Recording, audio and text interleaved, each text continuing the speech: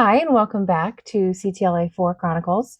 For those of you who are just joining, my name is Jane, and I am about 305 days post-transplant, a bone marrow transplant for a really rare genetic disease called CTLA4 haploinsufficiency. I'm dealing with like complications and stuff from that, and you can see that in some of my other videos. But today I wanted to talk about like pain and pain management that I have experienced like before transplant and kind of leading up to transplant. And I'm going to do my makeup at the same time. Two birds with one stone. I started having symptoms of something being wrong when I was probably, well, actually, as like an infant, but then like my earliest memories are around when I was about 6. And I had like severe abdominal pain that they couldn't figure out. I had a cystoscopy when I was about 6, and that's where they put so like a colonoscopy, but for your bladder, to see if there was something wrong or like stuck or I don't know, just something. They didn't find anything. So there was no explanation for my pain, and that's kind of how I went on for like most of my life. Was no explanation for pain, so therefore no real pain management. And then when I was 10, I was crippled for almost an entire year with what they couldn't quite figure it out. It was so they couldn't quite figure out what was causing my like crippling arthritis, because like I mean when I say I was crippled, like I couldn't move. I had to be carried. I remember being at the children's hospital. I was at the children's hospital all the time. And of course, like I say of course, but like I don't have tons of memories, probably just from the fact that like my brain has not allowed me to process all of that. But like it was so bad that I remember having to get laughing gas to be able to do blood work because my arms were just black and blue and they couldn't find veins because I had collapsed veins and stuff. This is crazy how much a little concealer does. um, so like that was awful. I remember seeing a rheumatologist and having all this blood work done. And like, of course, as an adult, I've gotten my medical records. So I've been able to like look at those and piece things together. Because like my mom was the one that took me to most of these appointments and stuff. And obviously she passed, I say obviously a lot, like you guys know what's going on. But like my mom passed away from CTLA4 haploinsufficiency when I was 18. And she was like the main caretaker for me when I was sick all the time. My grandmothers helped sometimes. So like my dad traveled a lot for work. So it was a lot of it fell on my mom, who was also sick and dealing with a bunch of this stuff. So I didn't have anyone to ask. I had to get all of my medical records and figure that out kind of on my own years ago. And that's when I kind of started this ridiculous odyssey. So anyway, back to when I was crippled in 10.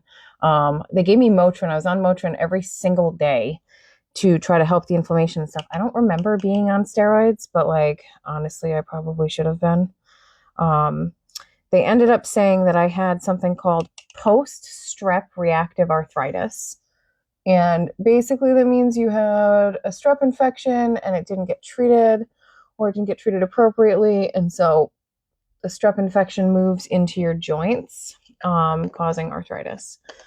But there's a lot of conflicting data about all of that, especially now, and knowing that like I have this or had this genetic disorder that causes these problems. Like it probably wasn't the strep infection, and it was probably like T cell infiltration, but that's neither here nor there. It's the same issue. I was on the like Motrin and stuff for so long that I ended up becoming allergic to it, and like whether that was the cause or what happened, I don't know. But I was on it for about a year, like Motrin every single day to try to combat some of the pain that I was having. And then like eventually the arthritis and stuff got better. But I still have like long lasting damage from the arthritis and stuff itself, which has just been ongoing since I was 10. I'm now 31, so that's still a lot of years, but that's all right. I don't really remember the next like big event that I had where it was like a lot of pain and like not really able to piece things together until I was a teenager. And I had like a lot of menstrual problems. And because I was young and healthy and whatever, like nobody really looked into it the way that they should have. Um, and so like I had gynecological problems from the beginning, and I got my period when I was 12. Um, and then I had my first abdominal surgery at 14, which was to remove my appendix, even though they weren't sure that my appendix was actually causing my problems. And it wasn't. But I mean, like my appendix was inflamed, had T cell infiltration, and was bleeding. But I also had like other inflammatory things going on in my abdomen when they removed my appendix. And things didn't really get any better for me. And I suffered through most of high school. And then obviously into my like adult life, where it's just like, it's been constantly filled with doctors and like saying that I'm in like agony and nobody doing anything. And at this point, I'm allergic to ibuprofen. Um, so I can't even take that. And I can only take Tylenol. And Tylenol does not do anything for inflammation. Um, so like that's just it's like cruel and unusual punishment, if I'm being honest. So that sucked. And I remember after I had Jack, I was 19 and I was in so much pain. And I couldn't take anything other than Tylenol. And thankfully, I had a doctor who listened to me at that point and was like, all right, here's some, I don't even remember what they gave me. It's probably something like Percocet, which helped. But then they made me so nervous that I was going to become like addicted to it that I didn't take it the way I should have. Like I really was sparing with it. And then I ended up getting rid of it because I was just terrified. And I actually did need it because of how much pain and swelling and stuff that I had. But things got like much worse when I had Juliana. And I don't know why, but just like my body really didn't like pregnancy. Like I went into preterm labor with Jack at 28 weeks. I went into preterm labor with Juliana. I was on medication to try to prevent it. It was pretty bananas, all in all. One problem I'm having post-transplant is my eyes constantly water and they're irritated all the time. And so when I do my makeup, they get like exponentially worse. But, mental health. So back to what I was saying, because this is kind of a little bit more drawn out than I thought it was going to be. So I had my first abdominal surgery at 14. They couldn't really figure things out. I continued to have problems and I had my kids. And with Juliana, I didn't have an infection, but I had so much inflammation in my uterus from childbirth. And they wouldn't give me anything. The doctor wouldn't give me anything other than Tylenol because he told me I had a vaginal birth, not a C-section. And so I didn't need pain management. Ridiculous coming from a man who can't have a baby. So there's that.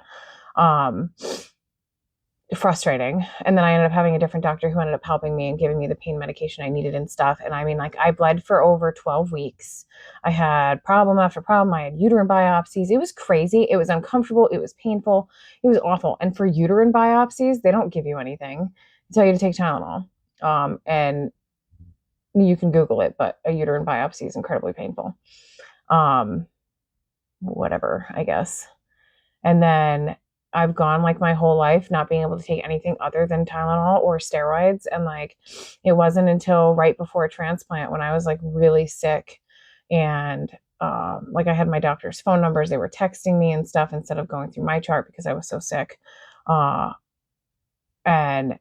then I was put on Tramadol. And I was on Tramadol for months and months and months to control my pain. And then I went into transplant, and between like the radiation and the chemo, the radiation was the worst, but between the two of them, it was horrific. It was the worst pain I've ever experienced. I would rather give birth unmedicated 7 more times than ever have radiation again.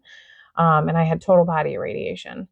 And then I was put on a pain pump to help control that pain. And like my husband said that he's never seen me in that kind of pain before. And then the pain pump, that kind of backfired too, because when they tried to discharge me, they didn't wean me off of it. They just took me off of it. cold turkey, and I went into severe opioid withdrawals, and I thought I was dying. So that was awful, and it just feeds into why my transplant was like the worst PTSD like experience ever. Even my doctor said that, which is kind of bananas. But if you guys want to hear more about like anything specific, I've got a lot that I haven't really shared because it's hard to talk about, but I want to open up and share about like some of the harder things that people go through with like this rare disease. So let me know in the comments. Thanks.